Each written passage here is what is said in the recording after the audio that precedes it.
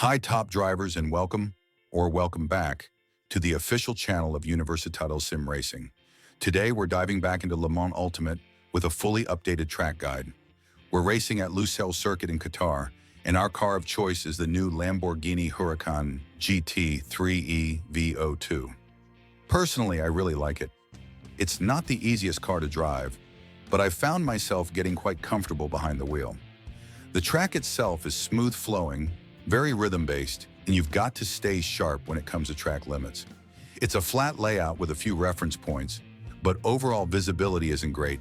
That's why we'll need to rely not just on signage, but most importantly on instinct. Reading the track is key. With the new update, which we'll cover in a dedicated video, we can already say that the combination of car, track, updated tire compound, and electronic systems makes the overall driving feel more fluid, more composed. And that's crucial because otherwise you end up overworking the tires during load phases. On a layout full of medium-speed corners like this one, that would result in a loose rear end, too much oversteer, excessive steering corrections, and a big loss of traction on corner exit. With that in mind, let's head into turn one.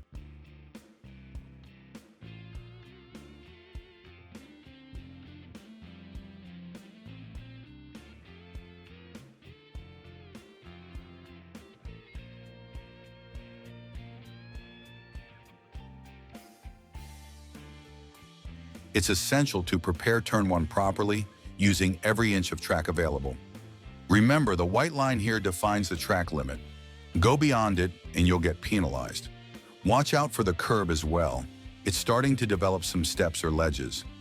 It's best to avoid climbing over it with the tires, or the ABS will kick in too aggressively.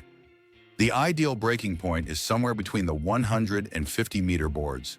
Alternatively, you can use the closely spaced Rolex boards, which are easy to spot, or even the horizontal painted lines that stretch toward the start of the curb. Brake at roughly 75 to 80 meters. Don't slam on the brakes. Start with the right amount of pressure, usually around 80 to 90%, then immediately transition into a soft trail braking phase. Stay in third gear. It's critical to at least lightly brush the inside curb in the corner. The track then opens up quite a bit, so you can start applying throttle at around 50 to 60% and build up smoothly from there. The goal is to reach the outer curb before the sand strip ends. If you manage that, you've nailed the exit. But if you hit the curb too early, it means your turn-in was too soon. Now for turn two, your reference point is where the track splits. One way goes to the short layout, the other continues on to the GP section we're on. Brake gently while holding third gear. As soon as you kiss the inside curb, you can begin accelerating. The key here is the link between turn two, which you're navigating now, and turn three just ahead. Make sure not to carve in too sharp of a line. You're not on a motorbike, you're in a GT3 car, which has a lot of aero grip, but also a lot of weight. Fast direction changes are tough to handle. The best approach is to draw a clean, flowing arc, but not too round. The straighter the line, the less distance you travel and the faster you go. Now let's talk about turn four and turn five. One of the trickiest sections on the entire circuit. We approach it by braking midway between the two boards, just like we did for turn one. As soon as you hit the brakes, drop 2 gears and keep the steering input minimal at entry. That way you're maximizing the front end grip generated from the initial braking phase. Aim to clip the inner part of the curb to get that little rail effect. It helps rotate the car right when you're starting to feed the throttle back in. Throttle control here is crucial. If needed, keep your foot slightly on the brake. No more than 5 to 10% pressure, just enough to help stabilize the car. You should always aim to really cut into that inside curb. Bring your inner tires onto its deepest section, just enough to latch the car onto the line, even if only for a split second. That split second of grip makes a huge difference. Take the whole section in third gear. You'll need to take some risks here. If you graze a bit of sand, it's fine, as long as it's minor. What matters is not compromising your exit. The whole goal is to carry as much speed out of this section as possible. Now, preparing for the S's, start braking just after the Goodyear sign ends. That's your reference point. You can downshift more aggressively here, from fourth to second, And if you manage to get a clean rotation, you can even open up the steering a bit more and use extra track space to your advantage. It's essential to touch the curb during rotation. It helps pivot the car and lets you fully exploit the width of the track. When you get back on the throttle, expect the rear tires to slide slightly. That's okay. It actually helps complete the rotation on exit. Just remember, the white line defines the limit. If you ride onto the blue runoff, the game will still show your lap as valid in green. But if you go beyond that, it's a cut and your lap gets invalidated. Keep that detail in mind.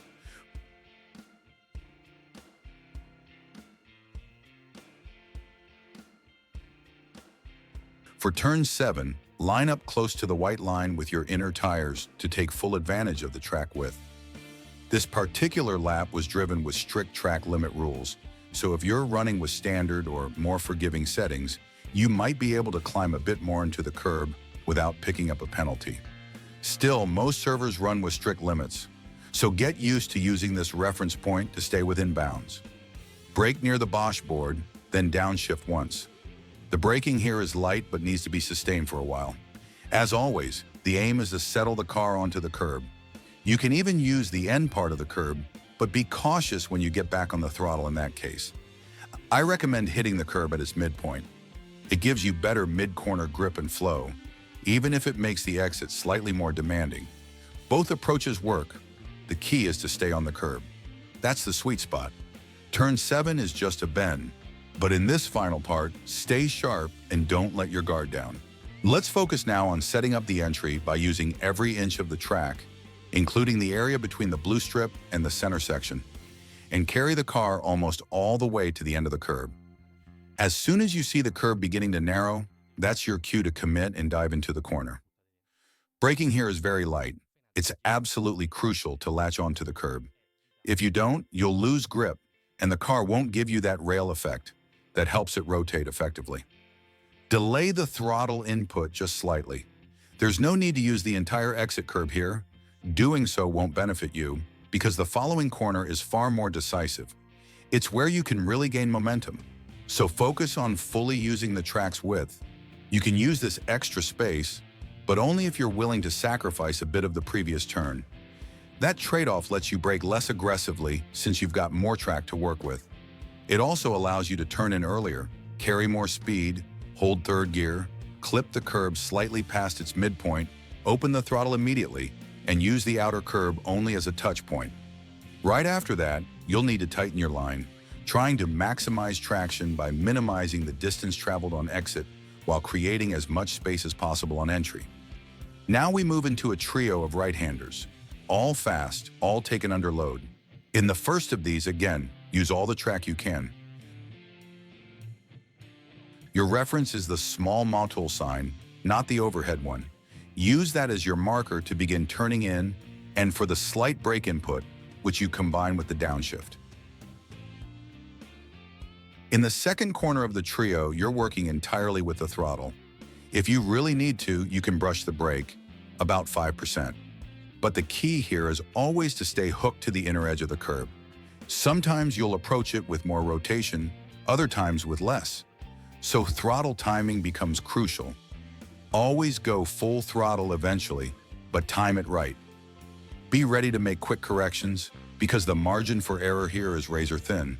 In the last of the three right-handers, braking is a bit more prolonged. Here too, try to get your inside wheels at least partially over the curb. You can take this corner in fourth or third gear.